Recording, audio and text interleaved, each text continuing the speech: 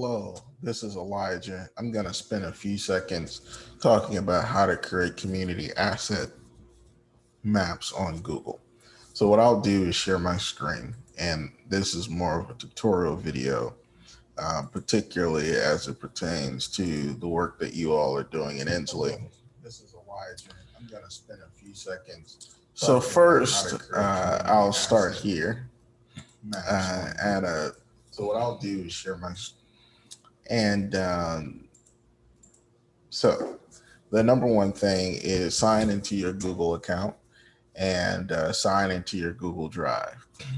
When you get to your Google Drive, then go to the place that leads you to new, and Google My Maps should show up. So, just as a quick illustration, go to new, go to more, and you should see Google Maps. So, once you arrived at Google Maps, you can begin sort of plotting away, if you will. A few key features, it's very intuitive. There's something called a base map, whether it be an aerial view of buildings, whether it be a political view, a topographical view, which shows you elevations or basically um, blocks and buildings, points of interest. For the purposes of what we're doing here, I particularly like the base map to be here because at least it can help jog some pieces of reference. This is also to note that you can use the Google Earth tool, which is a little bit more advanced in some uh,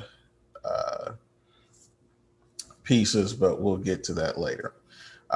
Particularly here, I've downloaded the city shape files, as we call them, or outlines of the districts, particularly here, commercial revitalization districts, of which Inslee has, a key corridor in Avenue E, leading all the way to sort of the north side, if you will, of 20th Street North.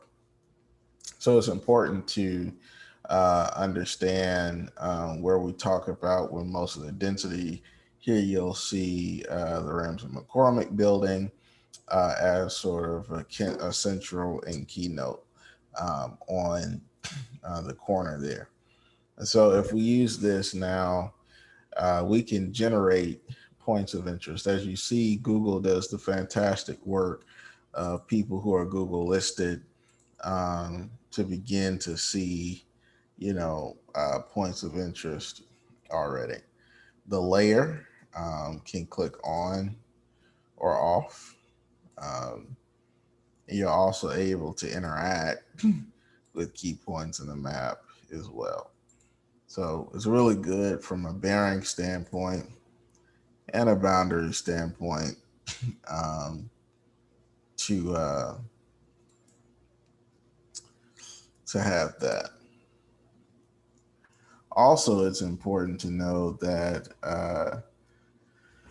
this automatically populates into a data table, which is really important as you go along because you're able to, port this into other programs, or if you, work with the developer later, you can move forward. So that's that. So as we zoom in, you'll notice sort of that the layer is there, and these are markers and points. Let's say I wanted to create um, another layer, which was basically, um, properties for sale, right? And so I rename the layer and say properties for sale, or let's just do development. And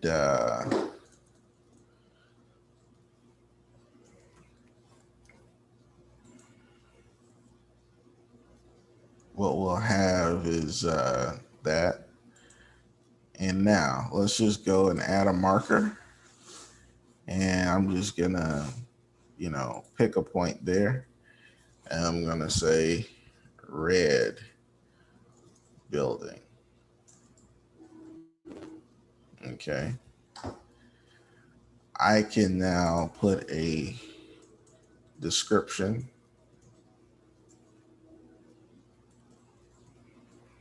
And then also add a photo, particularly to make it work. So here, I'll just add a photo.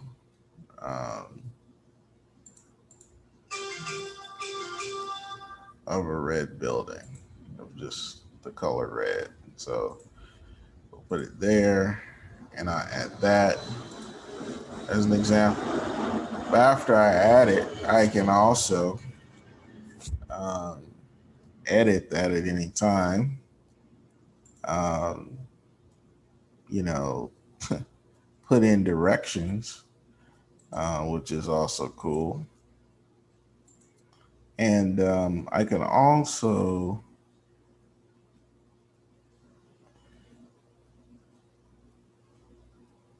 edit the style and color of the point.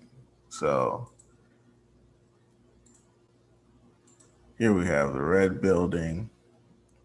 And again, that's on the layer. And you want to be careful too about how you place some of the points.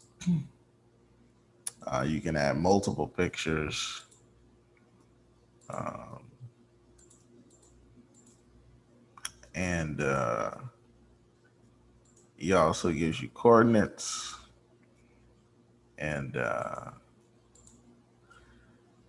other point about this is you can add multiple points. And so all of a sudden you have this. Now, here's the cool part that I like. So obviously you can change the color, but you can also add icons. And let's say, you need construction. You can add an icon, change it to red. And now you have this layer that you can check off that begins to help inform you, and that pulls up and that's interactive. Rinse, wash, and repeat, essentially. And the other piece is that you can add biking routes, all that kind of stuff. And also there's a measurement feature which allows you to look at distance. So here's a good example of how you can create a community asset map without having to use ArcGIS and still get a very usable map. And the other piece about this is, say you were to work with a geographic information system specialist, um, you know, you could actually download this shape and the points um, into its own file. And, it could actually work. And so it could go into a bigger map. So, with that being said, that's where we'll end today. And hopefully, this is something that you'll use in a tool and play around with. It's fairly intuitive. And yeah, so thanks.